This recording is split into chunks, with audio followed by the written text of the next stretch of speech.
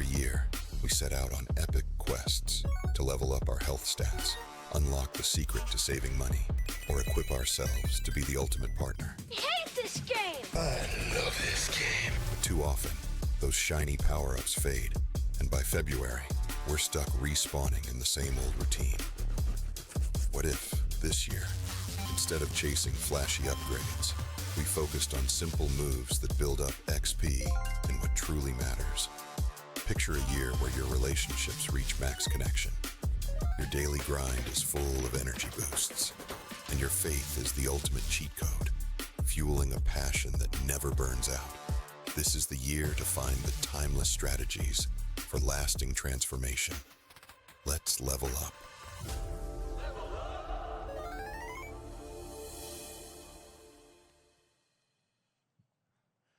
Happy New Year. It's good to see you guys. I hope it's been off to a great start. Statistics are typically difficult to find with precision on this particular thing, but a lot of stats that I could find said that something like 80% of all New Year's resolutions are dead by February. Yeah, we are that terrible as human beings. Like, we are not good at New Year's resolutions. Every year, a lot of us start off saying, like, man, there's some things I want to do this year, that'd be a different person, like building some new habits. And a lot of us crash and burn within 4 or 5 weeks of starting out. So what we thought we'd do this year is to talk about, in these first 4 weeks of January, what are some things we could do a little different in the year ahead that would make a big difference. We're not going to take off, look, we're not going to bite off more than we can chew, but we're going to take a few steps in a few really crucial, important areas so that by the end of this year, if we were to actually do a few of these smaller things, life would be different. And we'd say, like, we're better at whatever. We're better at parenting. We're better at habits. We're better at our faith. We're better at rest. That's what we're going to look at over the next several weeks. So this week, we're going to talk about next level parenting. Now, I realize not all of you are parents, but I think this week will be helpful for all of us because whether you're a parent or a grandparent or just the child of a parent, you at some point in your life are probably going to want to invest in the next generation, the generation coming up after you. And so a lot of what we're going to talk about today is going to be helpful for you investing in the next generation. So whether you're parenting or mentoring, I think today will be helpful. I would also say if you had a troubled relationship with your parents, either when you were a child or now, some of what we talk about today may help you understand why there was some struggle there, some challenge there. And so I think wherever you are in the continuum of parent to not parent today can be helpful for you. But I'm going to address specifically parents for a lot of what we're going to talk about today. I want to start with this passage in the book of Proverbs, chapter 22 and verse 6. It says this: direct your children onto the right path, and when they are older, they will not leave it. Now, Proverbs is a book of wisdom in the middle of your English Bible, and it is basically passed down generation to generation from Jesus' ancestors, the Israelites. And so the book of Proverbs, there are all of these statements about things that are generally true. And so this passage is quoted a lot, that if you teach your children the way they should go, then when they're older, they won't depart from it. Now, some of us have children who are older, and we did teach them the way that they should go, and they did depart from it.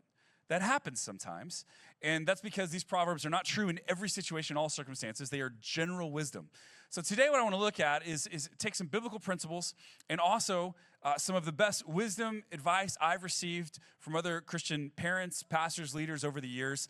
I've taught on parenting a couple of times before here at Verse City Church, and I'm taking some of the best of what I've shared with you before to talk to you today about it. So here's what I want to encourage you today as we jump into this message. Take notes. We're going to cover a lot of ground in the next 37 minutes, okay? And I've got a bet with one of my staff members as to whether I can get through all these slides in that amount of time or not. So I've got a lot to share with you. So take notes, write stuff down. Some of you take notes best by just taking pictures of the LED screen behind me. That's totally fine. That counts. You get full credit for that. But take some notes because this is it's going to be a lot of stuff. And what I want you to do today is find one or two things that you would find helpful in investing in the next generation. Find one or two. You don't have to do all this, right? We're trying to make some little incremental progress so that at the end of this year, we can look back and say, like, man, I was better at that this year because I picked a couple things to just work on a little bit, all right? So 7 major things I'm going to share with you today. It's super easy to take notes on. 7 major things I want to give you so that you can level up your parenting. And number 1 is this. Determine your North Star. Determine your North Star. Here's what I mean by this. What are you parenting toward? At the 30,000-foot level, decide what it is that you are parenting toward. That's your North Star, right? Like, what's the result that I want to have? out of investing in these children over the next 18 plus years? Like, what's the result? What are we aiming for? So my wife and I have one of these. I just want to give it as a sample. Ours doesn't have to be yours, but this is what we have, and we borrowed some of this language from some other leaders that we have a lot of respect for, and we added some of our own, but this is what ours is. We're aiming for kids who understand our values and enjoy being with us and each other, even when they no longer have to be. Like, we'll have felt like our parenting was successful if this is what we get. Kids who understand our values and enjoy being with us and each other, even when they no longer have to be. Now, we still have work to do on this. Currently, they don't always enjoy being with us or each other, okay? So we've got some time. But I want us to name a few things that, like, why this is important to us. First of all, understand our values is not the same as adopt, right? I don't have a lot of control over whether they adopt them or not. And a huge part of our values, by the way, is that we're followers of Jesus. And the teachings of Jesus, the gospel of Jesus, like, it very much shapes our lives. And so we want our kids to have a good understanding of what that is and why that matters to us as they're growing up, which means for us, we have our kids at church every week with us. And we would do that, by the way, whether I was a pastor or not. We would bring them here because they get so much out of the community. They get so much out of you guys. I just want you to know, one of the reasons my kids love coming to church is because you love them so well. We have some great children's ministry volunteers on our dream team. Our family life pastor with an emphasis on children, Jen Gomez, is so amazing. She's got a couple of people who work with her that are amazing. Like, this is just, you guys are an awesome church. And so it makes it easy for us, and we're so grateful for that. But we make sure they're here on a consistent basis because they have to, they don't get a choice as to whether they go to school before they're out of it. And they don't get a choice whether they come to church because this is just something we do as a family because we want them to understand our values. And my oldest son, Jack, has been baptized already. My youngest son, William, we're in discussion about that right now because he's brought it up a few times. I have some more discussion to do on that. So it doesn't mean that they adopt because I don't have a lot of say-so over that, but we want them to understand it well. And then as they get older, they'll decide whether this is their faith and their values or not. The other thing I want to name is this, right? That this enjoy being with us and each other. We want to keep the relationship intact. That's our goal as parents. That's our North Star because loss of relationship equals loss of influence. So when we're trying to determine like what it is that, how it is that we'll handle different situations as they get older, one of the important North Star things for us is we don't want to alienate them. We don't want to lose the relationship. So loss of relationship equals loss of influence. This is our North Star. Now, this does not have to be your North Star, but I do think that parents, grandparents, you need to talk, discuss, and think through what is your North Star? What is it that you're trying to accomplish? What is your North Star? Maybe your North Star is kids who don't go to prison. That's a good North Star, right? Maybe your North Star is kids who don't move back in with me in their 30s. That's a great North Star. And in Southern California, good luck, right? But that's a good one. Maybe your North Star is kids who don't side with Drake in a rap battle against Kendrick Lamar. Look, I don't know what yours is, but you need to determine what it is, okay? Figure out what your North Star is because that helps you with your decision-making process. How are we going to raise and invest in our children? Well, you got to know what your goal is if you're going to determine how it is you are to make any particular decision. So something that we want to help with this, by the way, like parenting is difficult, it's complicated. Varsity Church would love to help. So one of the ways we do that is there's an app called Parent Q, and you can scan this QR code and download it here. And this actually, like your kids, when they're checked into Varsity Kids, you'll know their lesson every week. You can have conversation with them about it on the drive home or at lunch on Sundays. We also send out communications and updates through this. This is a great app for you to have, and it goes not just kids, but through high school as well. And so curriculum that they have, you'll get eyes on it. You'll have more resources to parent well, and if you download the Parent Q app. We also have a resource page for parenting that's available on our homepage. If you just go to vervecity.church, scroll down just a little bit, it's one of the first things there. Lots of books, podcasts, articles. Like if what we talk about today is helpful and interesting to you, but you'd like more information, we have that there. We want to help. So I just want to name that. All right, that's number one. Number two, understand the 4 stages of parenting. Understand the 4 stages of parenting. Any book you read about the study of psychology or sociology around parenting is going to talk to you about usually 4 or 5, depending on the book you read, stages of parenting, and they're all very similar. And here's the thing that I've noticed as a pastor who's counseled with a lot of parents over the years. Stage confusion as to which stage they're in is where many parenting mistakes begin. So I'm going to put all 4 stages up real fast, and then we're just going to talk through what those stages look like, okay? Stage 1, we just call it the discipline years. This is ages 0 to 5 years old. This is the age where your kids are just complete morons, okay? They have no idea about anything because they're young. Their brain is like barely forming. And so you're just teaching them like that there are consequences toward their actions at this point. Like we don't stick our fingers in the electrical sockets. You know, we don't run out in the street. You're just teaching them like don't do, very black and white, very rigid. We do this, we don't do this. We do this, we don't do this.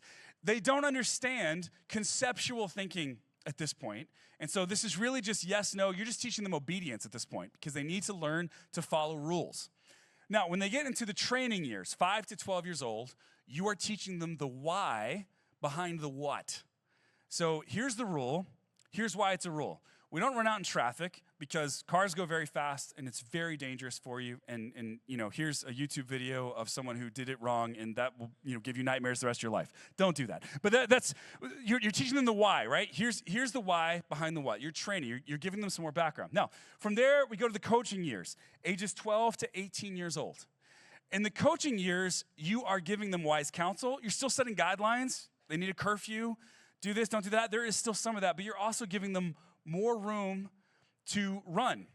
I mean, think about coaching football. There's a playbook, right? You're giving them the playbook, but they still have to run the play on the field.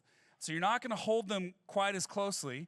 You're going to give them more room. And they're going to make some mistakes sometimes, and it can't be the end of the world every time they make a mistake, right? Just like a good coach, you pull the player aside, you talk to them, give them some advice, some tips, and put them back out on the field. Now, sometimes, right, the quarterback throws 3 interceptions in 1 quarter, you pull the quarterback. Sometimes you pull the kid off the field. Like, okay, we're going to put some more rigid boundaries in place for a season because you've not been able to be responsible with the freedom we've given you. And so, you know, there's not an exact, precise, one-size-fits-all for each kid, but you're trying to give them more freedom here because if they're dependent on your input to be successful, that will not serve them well when they leave your home. And so you got to give them some more freedom here. Now, the friendship years are ages 18 and over, and this is where you're really trying to reap the benefit of all the sweat equity you've put into your kids up until they were 18 years old, right? And so you become more of a friend. They'll still probably come to you for wise counsel and advice sometimes. Hopefully you've been able to keep the relationship intact and therefore to keep the influence. But a major mistake that people make is continuing to play the parent role either beyond them outgrowing it or jumping ahead too fast. So for instance, here's one mistake I see a lot. A lot of people want to move to the friendship stage when their kids are like 12 because it's really hard to coach a teenager, right? It's very challenging to. Sometimes they will really despise you for doing it. But if you start playing friend when they're 12, 13 years old, you won't give them the kind of guidance and guidelines that they need in order to develop well. It's like, you're going to feel like the bad guy sometimes, but it's too early to move into the friendship stage at that point. And so you've got to discipline yourself to stay in the lane you need to stay in because that's most helpful for them. Some people stay in the discipline years, even when their kid is 8, 9, 10 years old. You're still just giving them like, because I said so answers to everything. And at some point, they start to feel resentment towards you because they don't understand the why behind the what. And they need to understand it at that point because they need to start processing through that stuff. So understanding these 4 stages, like if you can get this down and work through, and look, there's a lot of trial and error with this, but if you can understand this as part of the parenting grid that you think through in your head, this will make a huge difference for you. So understand these 4 stages, the 4 stages of parenting. All right, number 3, enjoy your kids. Enjoy your kids. Your second job is to parent your kids, I think. Your first job is to enjoy them. And kids can tell whether you enjoy them or not. They can tell that. And here's just something you need to know. How you think about being a parent deeply shapes how your kid sees the world. It deeply shapes it. A few passages of scripture talk about what a blessing children are. Psalm 127:3. Children are a gift from the Lord. They are a reward from him. Do you feel like that in your heart about your own kid, about your own kids? That they're a gift? Or sometimes they feel more like an obligation, right? Proverbs 23, the father of godly children has cause for joy. And you're like, yeah, Josh, but see, my kids, they're not godly. I don't have a lot of joy. Well, hold out for hope that they may become so, okay? Take joy in what they are, whatever they are. What a pleasure to have children who are wise, and you get to help them be wise. And see, a lot of times the challenge is when we first become parents or when we think about becoming parents, before we actually have kids, we feel like it's going to be all Eskimo kisses and lovely, well-behaved, hand-holding children in the park. Like, that's kind of what we think. And then we find out later that it's not quite like that lots of the time. There's a lot of challenge to it. And so sometimes when it comes to disciplining our kids then or laying down guidelines, we get frustrated because we've forgotten to enjoy them and we just lash out. And we treat them like they're one more responsibility because really enjoying your kids, I gotta tell you, it requires margin in your life. If you're constantly flying from one thing to the next, you will not have time to enjoy your children. If everything is a task that has to be efficiently executed, you will not enjoy your children. Children are not efficient. Sometimes you want to execute them. And so you have to have margin in order to enjoy them. Two styles of parenting then, right? Two styles. Why do you always do that? Versus we don't do that.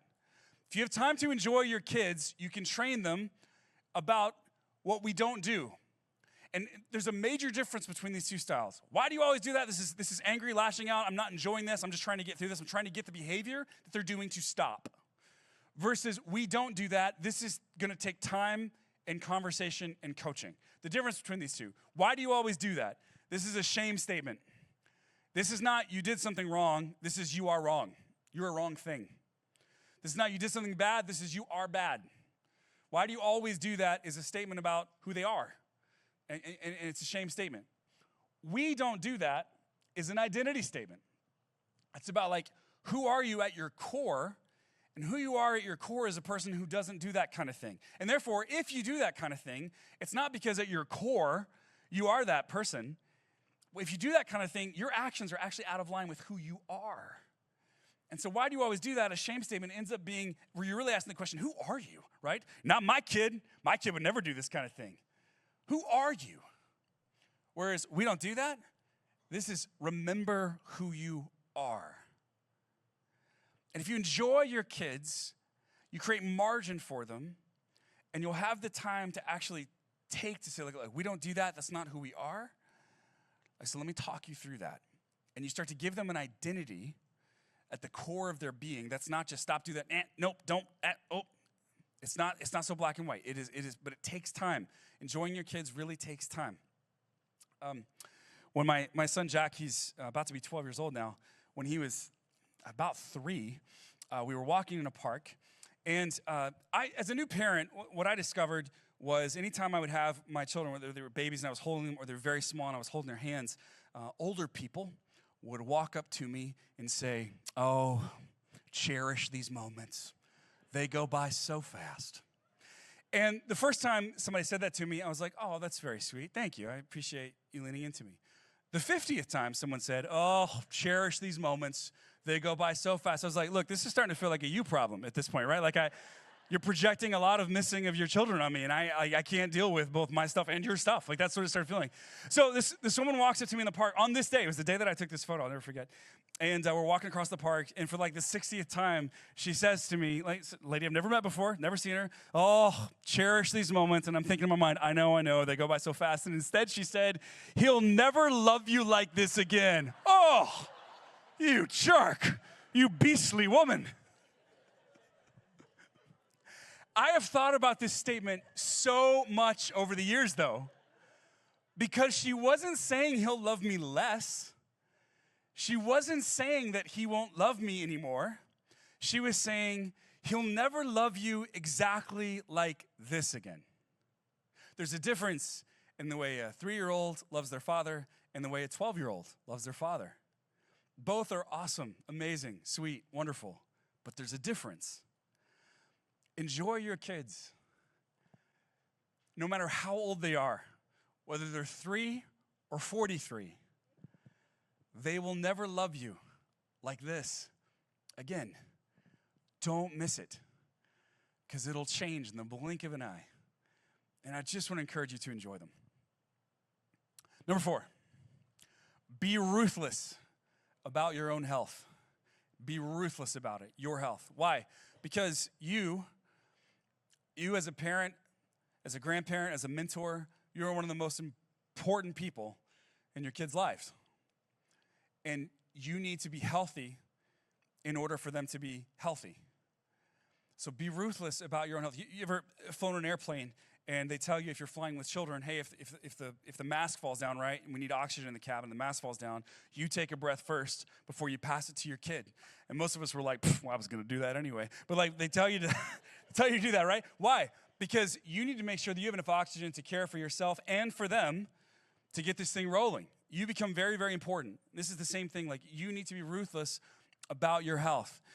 Lots of studies about anxiety have come out over the last several years amongst teenagers and amongst their parents. Derek Thompson, writing in The Atlantic, says this: anxious parents, in seeking to insulate their children from risk and danger, are unintentionally transferring their anxiety to their kids. A lot of the anxiety that teenagers today seem to be experiencing is kind of being passed on to them by anxious parents who haven't been able to work out their own anxiety, and so they're kind of passing it on to their kids. And so your anxiety, right? Your anxiety about your kid may be your anxiety about you. That's just how this works sometimes. The New Testament is full of Jesus and the apostles encouraging you to try and get your own house in order. And we believe here at Verse City Church, like an important part of your discipleship journey is to figure out the stuff in your own life that keeps you from being a faithful follower of Jesus. One of the reasons we have Rooted coming up in a few weeks. It's a 10-week small group discipleship experience. And man, one of the things we talk about is strongholds in our lives, things that block us from being the kind of disciples that Jesus has called us to. So what some of us need to do is get more involved here at Verse City Church in order to allow God and invite the Spirit of God to be working in our lives and to point out the things that we need to invite him into to heal and to fix. And here's the reason. What the woundedness in your own life, what you don't transcend, you will transmit. You'll pass it on. My wife, Emily, her grandmother had a special sapphire ring that she passed a number of years ago, and so Emily's mom's been wearing it on a regular basis for the last several years. And Emily, just a couple months ago, just turned 40, a fact that you'll hear me talk about a lot in the coming months because I was in my 40s for several years first, and I just want to mention that she's also in her 40s now as well. And so her mother, for her 40th birthday, gave her this heirloom, this sapphire ring of her grandmother's. It's a beautiful thing. Heirlooms are things that we pass along, right? From generation to generation. But our wounds can become heirlooms. The woundedness that's in our own heart and our own lives, that we can pass it on to our kids, who pass it on to their kids, who pass it on to their kids. So you need to be ruthless about your own health because, and I couldn't think of a pithier way to say this, but I just want to name it. Work out whatever you need to work out now so that your kid doesn't have to work out what you didn't work out later. Are you with me? I just want to invite you into health this year, 2025. And we believe that like submitting our life to Jesus, trying to follow after his way, will be a healthy thing for us to do. Will help to start to get at some of the garbage and junk in our own lives. And if you're honest with yourself, you could probably name some of the things that you know, like, I wish that were different. I wish I didn't react in those ways when that thing comes up. Like, you could probably name some of it yourself. We just want to encourage you to get on it for the sake of your own health and for the sake of the health of your family. All right, number 5, realize you are always teaching. Realize that you are always teaching. You're always teaching. You're always teaching, and sometimes you use words. But your kids will notice what you do all the time, whether you want them to or not. I was in the car with my kids a couple months ago, and I started to realize that every time someone was making a traffic accident on the road, they were cutting us off or not using the blinker or whatever, my kids started going, idiot.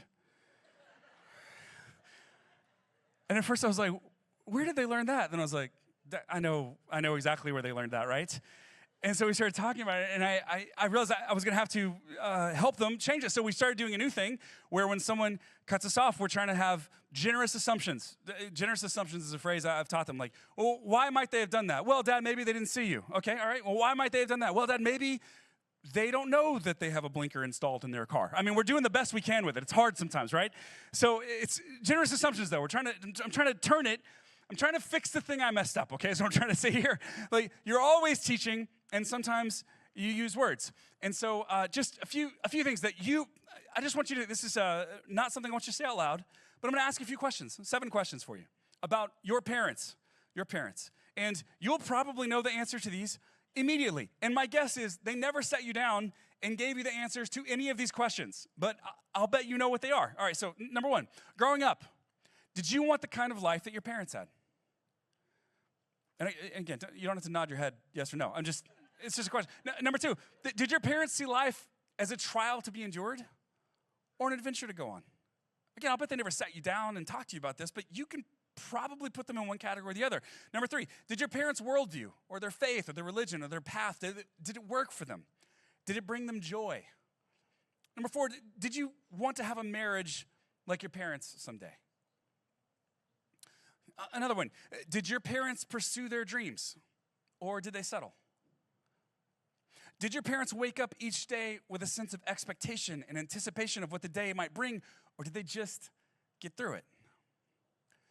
Number 7, did your parents work through their wounds and their issues? I'll bet you know the answer to all of these questions, and it's probably rare that they sat down and talked to you about any of them because you're always teaching, and sometimes you use words. Just a few ways that you teach. You teach them by how you deal with conflict. You teach them by how you get angry. You teach them by whether or not you enjoy your life. You teach them by your work ethic. You teach them by what you value. You teach them by whether you're grateful to be alive. You teach them by what you think is important. They are watching you all the time, and they are learning from you whether you're explicitly teaching them or not. And by the way, if you really take that in, this ought to be horrifying to you, okay?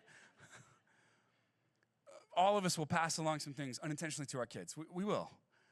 But to be aware that it's happening on a regular basis is very helpful for us. And so I just want to invite you into that awareness. You are always teaching your kids. Sometimes you use words. All right, number six, big one here. Keep them talking. Keep them talking. Right? Your kids, especially as they get into their teen years, will sometimes start to pull away a little bit. And it's not necessarily that they're angry with you or they think you're a loser or anything. Like sometimes they just get very wrapped up in their own world of friends and extracurricular activities and trying to make grades at school and all this. There's just a lot going on in their life, and they're trying to figure out how to multitask and do all that stuff at the same time. It's tough. Keep them talking. Keep them talking, which means you need to, I think, learn to be an emotion coach. Learn to be an emotion coach. The year 2020 through 2021, tough year. COVID, everything was different and weird, and it felt really lonely. My family and I had moved here 6 months before the COVID outbreak, so we just didn't have a ton of like structural support around us. Like, it was really, really challenging. But one of the things that I'm so grateful for in that year is that was the year that I kind of figured out how to parent my youngest son. My oldest son, Jack, has always been really easy to parent. And when he was really young, we thought it was just because we were amazing parents. And then we had William, and William is not as easy to parent. William has big feelings and big emotions and very strong will. He is a leader, man, and he's either gonna lead like a corporation or a cell block, and we're not sure which, and we're figuring it out. So, but we named him William before we knew any of this. He's a strong-willed child, and it's just so incredible to us. And he's so fun. I mean, because he has these big emotions and big feelings, he's so much fun to be with, and he's so funny. He makes me laugh every single day. But my parenting approach to him had to be very, very different. We actually bought an emotional like map that we put up on his bulletin board in his room that had different pictures of all the different emotions. And I had to start talking him through when he would have a strong emotion, which was usually anger or irritation. That was usually like how it presented, at least. And then we had to talk through why. And sometimes he was feeling like anger was just a subset of it. He was actually feeling jealous, or he was feeling overlooked, or all kinds of things. But I learned to talk through it. And one of the things that really helped me at the time was a book by John Gottman called Raising an Emotionally Intelligent Child, and also a podcast I found about Fred Rogers at the time, Mr. Rogers' Neighborhood, and how he was an emotional coach to the children on his show. And honestly, listening to that podcast and reading this book gave me a whole new approach. And this is what John Gottman says.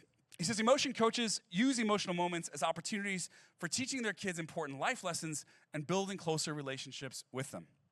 And so what we started to do is not to tell him his feelings don't matter. It wasn't just like, stop crying, stop being angry, stop, there's an immediate parent response of triage, right?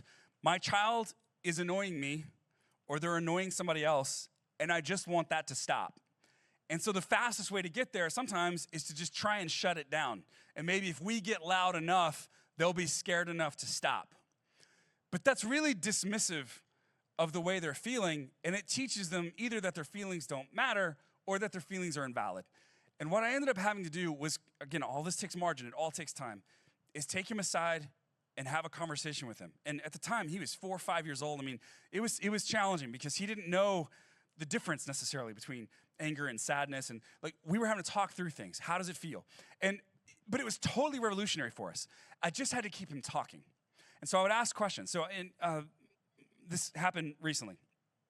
A few weeks ago, he got in the car, and he had been angry at school. And of course, his older brother tattled on him, ratted him out immediately. I mean, just immediately. And so then he's mad that he got ratted out, and he's mad still from the thing that happened at school. And so I said, William, when we get home, and he goes, I know, Jack's gonna get out of the car, and you and I are gonna have a talk. Yeah, that's what's gonna happen. And so we got home, Jack got out of the car, and we talked about what had happened with him. And one of his triggers, and he's learned this, is that if he ever feels excluded, it makes him feel terrible. And what it looks like is anger, but really it's hurt feelings. And so we talked through what had happened. And then the conversation we had was that when we get angry and we are not able to handle our anger well, that actually has implications for our relationships. Like sometimes, like the way that we handle our anger makes other people wary of hanging out with us. And so like my hope for you, what I was telling him, was that you'll be able to get your anger under control faster the older you get. And I gave him hope. Like this is something that as you get older, you'll be able to do this better, regulate it more quickly, that kind of thing. But we just need to be mindful of it now. And so we just talked through it, and then we prayed together. And that's what we do a lot, because I want to use those moments as opportunities for teaching him. You need to learn to be an emotional coach. This is time consuming, I got to tell you. And it's not that you don't set guidelines. Oftentimes I tell them, you can't behave like that. I know you're mad, but that kind of behavior is not okay. And so you're still setting boundaries, but you're also recognizing the feelings, you're acknowledging them and telling them that they're valid feelings. And then you're walking them through what a more helpful approach would be. What do I do then with my feelings when I feel like that? So this is very important. And I just keep them talking. Here's another one around keep them talking. Don't freak out. I bring this up every time. Because if your kid brings you something and you immediately freak out, they're gonna stop bringing you stuff. So you need to learn to tamp down your own emotional response. You're an adult. Learn to do this, okay? It's hard. It's challenging. If they bring you something that's bad behavior that they did or that a friend did, you're going to have a fight, flight, or freeze response happen in your head. You're not going to be able to help it. Why? Because their behavior is a threat to who you hope they're becoming. This particular behavior over here is a threat to who you hope they are becoming. And so it feels like a threat to something you care deeply about, which is them. So you're gonna have a fight, flight, or freeze response. So you're gonna wanna have a big reaction. But if you do that when they bring you something difficult or hard, what it's gonna teach them is they can't bring you things that are difficult or hard. And so you really have to have a don't freak out mindset. Your goal is to be a non-anxious presence with non-judgmental interest. That's your goal. Be a non-anxious presence with non-judgmental interest. And so this is what I hope for you, that you'll be able to be this for your kids. Again, this doesn't mean you don't set guidelines. It doesn't mean you don't discipline. You absolutely, those things are incredibly important. But this is the kind of presence you're hoping to be so that you can maintain the relationship and therefore maintain your influence. So keep them talking. All right, number 7. This is specifically for dads. Dads, embrace your role. Dads, embrace your role. I have several close friends who are dads, And being a dad did not come easy for them. In fact, being a dad made them a bit resentful of either their wife or their kids because their kids ruined the party that they were having, right? Like, and it's true, like you have kids, all your priorities, your income flow, the way you use your time, it all changes. And if it doesn't, you're doing something wrong. It all changes and shifts. Now, for women, there's literally a biological thing that happens as they're having the pregnancy, as they're breastfeeding. I was like, your body creates oxytocin, which is a bonding agent, chemical agent in your body between you and the baby.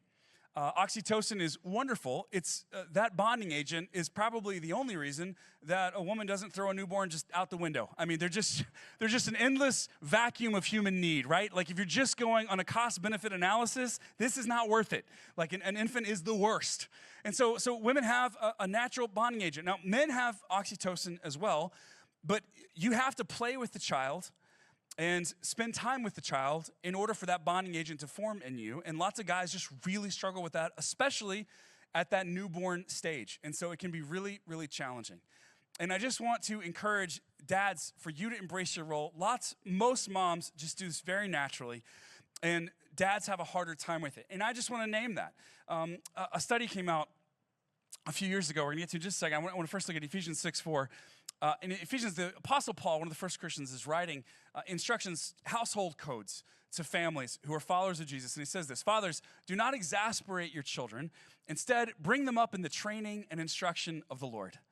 I love this passage because it means fathers exasperating their children for over 2,000 years. I just think that's great. So, but this is what he's saying, like, don't do that. Don't exasperate them. Instead, bring them up in the training and instruction of the Lord. A lot of dads in the first century treated their kids like property.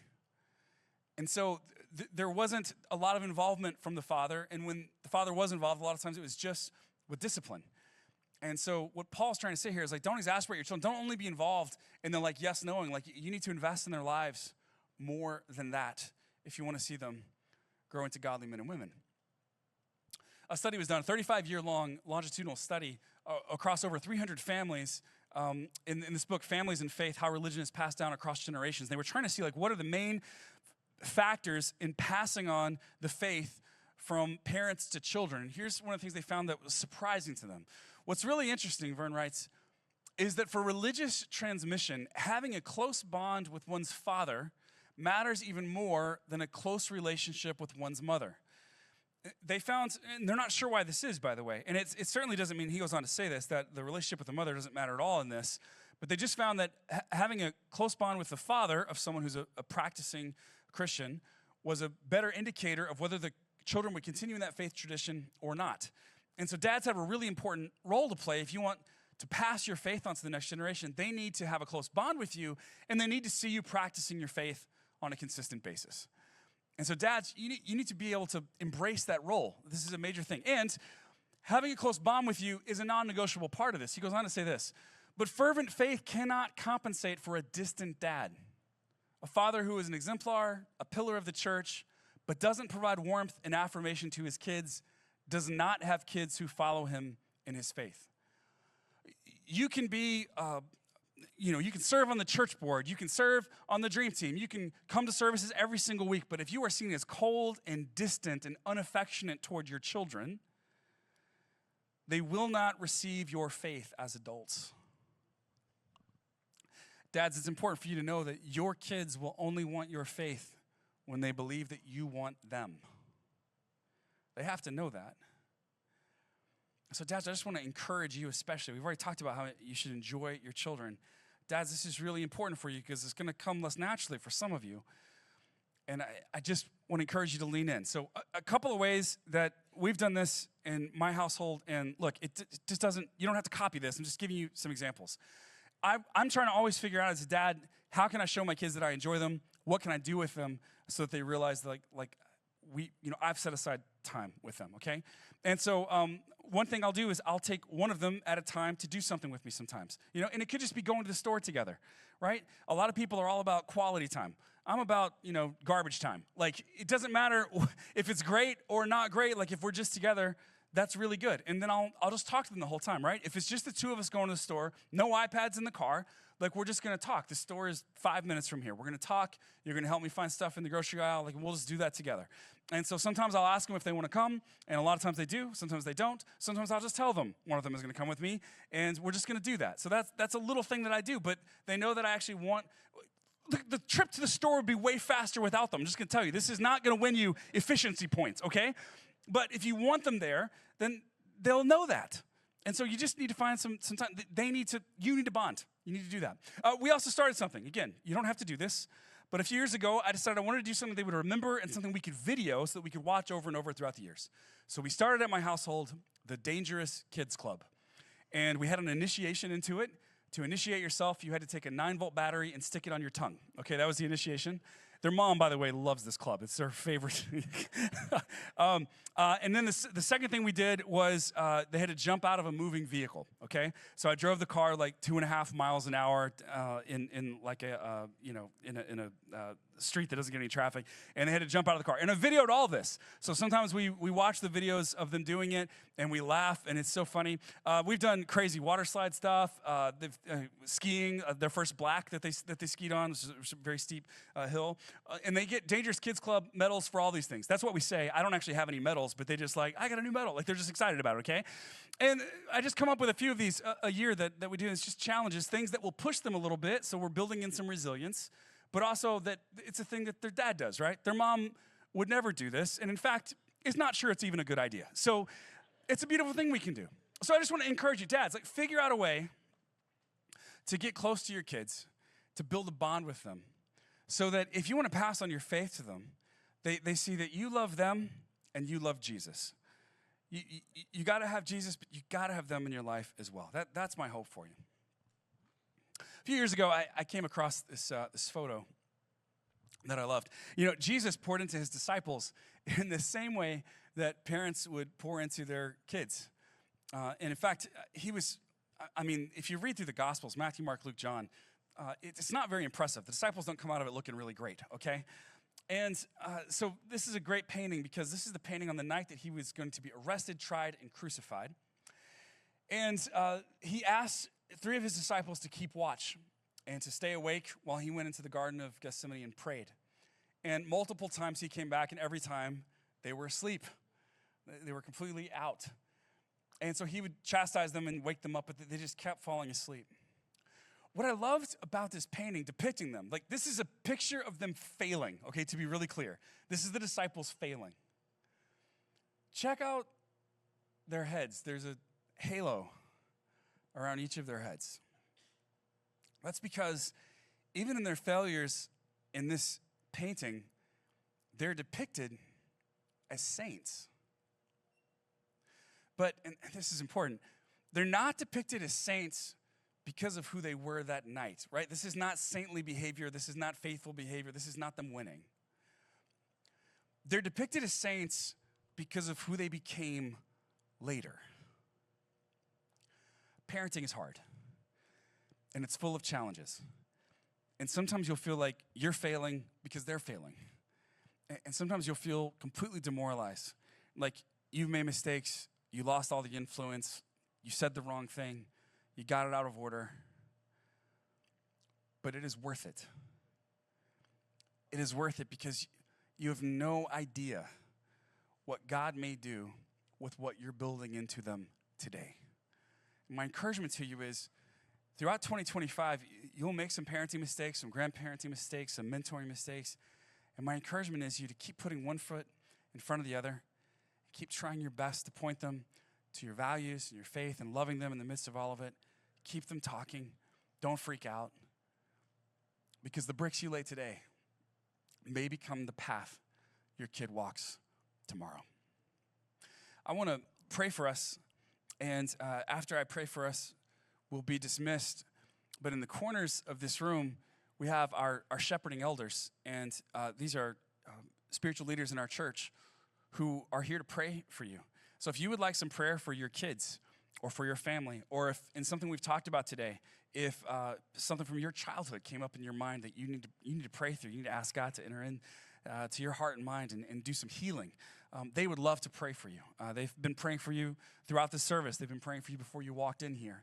And they would love to pray for you one-on-one at the conclusion of our service. You'd find that helpful. And I hope that if you're feeling kind of a pull to go take advantage of that you would. So let me pray for you, and then we'll be dismissed. Heavenly Father, thank you so much for our time together today. Thank you, Lord, that you love us. God, I just pray that you will give us the wisdom and the strength to invest in our kids in the same way that you've invested in us. And Father, I pray for those of us who are sitting with parental wounds, heirlooms maybe that have been passed on to us this day. Would you shine a spotlight on those and allow us to find healing in Jesus so that we don't pass it on to the next generation coming up behind us, Lord. And Father, for those of us who are in the throes of it right now, Lord, I'm sure there are people in this room that are like, it is feeling hopeless right now, the situation they're in with your kids. I just pray that you would uplift them and encourage them and let them know that like you care for them, you love them, you are with them in the midst of this very challenging situation. It's in Jesus' name we pray. Amen. Hope to see you back here next week as we talk about next level habits that we can build in to strengthen our faith in 2025. Go in peace to love and serve the Lord.